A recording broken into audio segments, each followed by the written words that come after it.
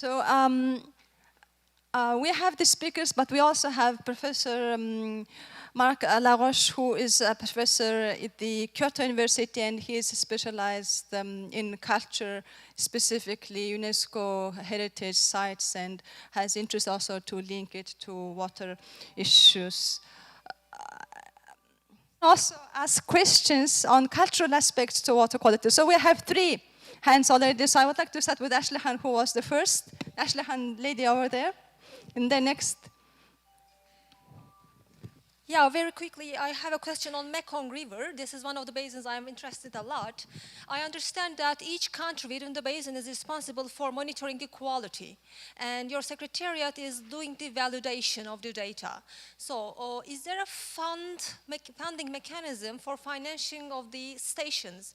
If in a country within the basin does not have the financial resources to run this analysis or capacity, personal capacity, so do you have a general funding to make this monitoring? Thank you.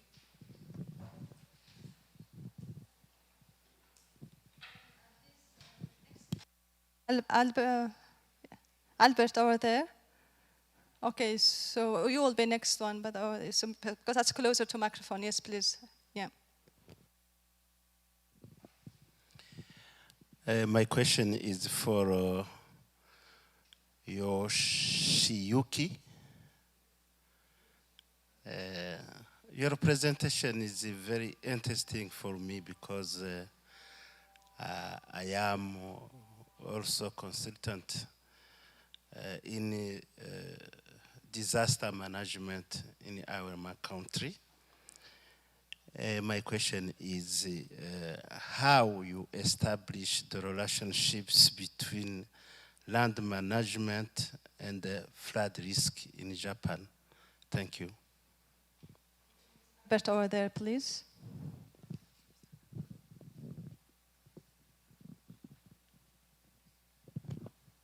Well, my question goes to Yaya.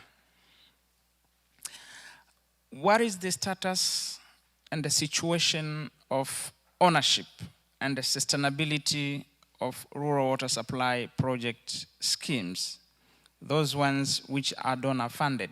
Because in my country, we have the experience that most of the donor funded rural water projects are not sustainable in the sense that when donors pull out from the project, then they don't function. And maybe this is something that UNESCO Haichi may wish to think critically on the sustainability of rural water supply projects if really we want to achieve the sustainable development goals. So we will start with Dr. Lee, your first question. Yeah. All right. In terms of funding for the monitoring, is it working? Okay. All right. In terms of funding for the monitoring, currently the funding is being divided between the MRC and the member countries. Basically, in 2015, we provide 25% funding for the monitoring, and member countries then have to fund the rest, which is 75%. Obviously, we understand that the 75% funding from the member country is mainly in the form of in-kind contribution and not in cash contribution. So basically, on the operational cost, it's mainly from us, but then the people that are working, collecting water and analyzing, and also the laboratory space is belong to the government, and that included in the contribution from the government of the 4 countries. Thank you. Next was of the flood, yeah? Yoshiyuki?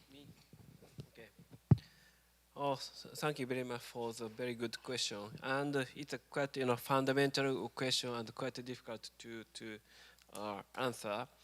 You know, one of the reasons we have, there would be the several reasons, but one of the reasons Japan has to consider the land management and the flood risk management at the same time is, one of the fundamental culture or industry in the past was rice production. And for the rice production, the lowland area is quite suitable, but that is a high flood risk area.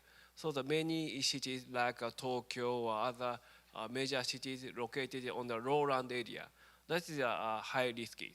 But that is not in our country, but also many other countries like Mekong River. In the Mekong River, the major cities also located in the lowland area, and also in China or other Asian countries or many other countries also, they build a major city in lowland area. So we have to consider the land management together. And how to do that is, of course, the land or city planning and land regulation is very necessary. So we have to identify which area is a high risk, flood risk area, and which area is a low risk area. So we should give a kind of incentive to build a city on the low or risk area, and to give a regulation to the high risk area. And also, but another challenge is if we made a more structural measures to build dams and levees, the high risk area looks like a low risk area, because the frequencies of flooding would decrease. However, if the major flooding occurs, and also the impact of the climate change may increase the flood risk in such an area. So we also consider those factors. Anyway, you are quite right. We have to consider both the land management and the flood risk management at the same time. Thank you. Thank you. Yeah. Very briefly.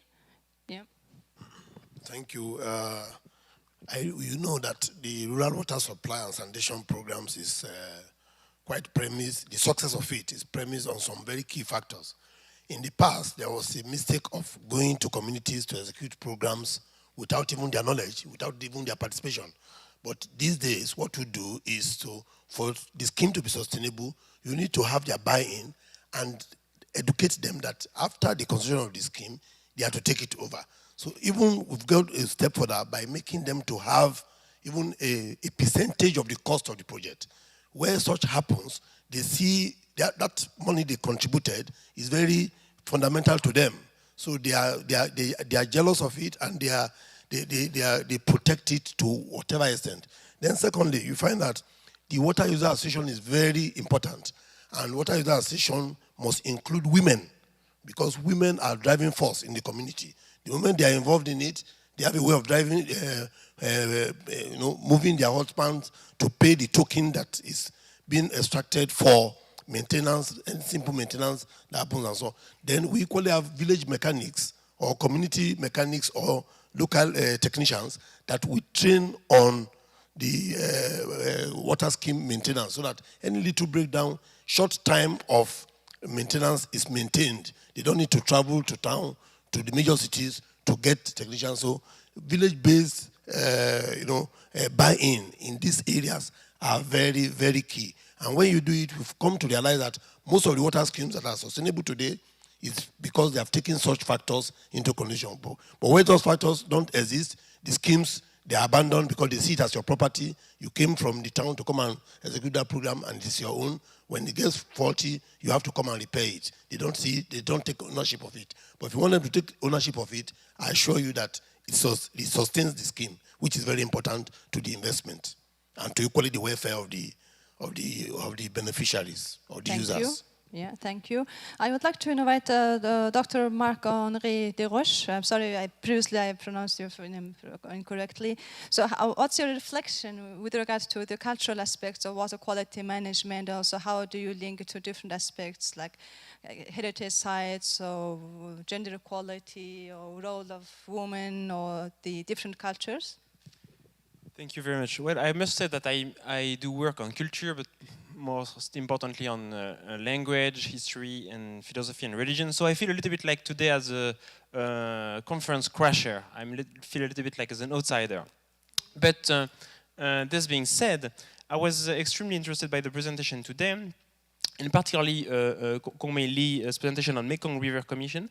Was connected to a region I've been working on in the Himalayan region. So I was really amazed by the fact that the Mekong River is actually crossing so many countries.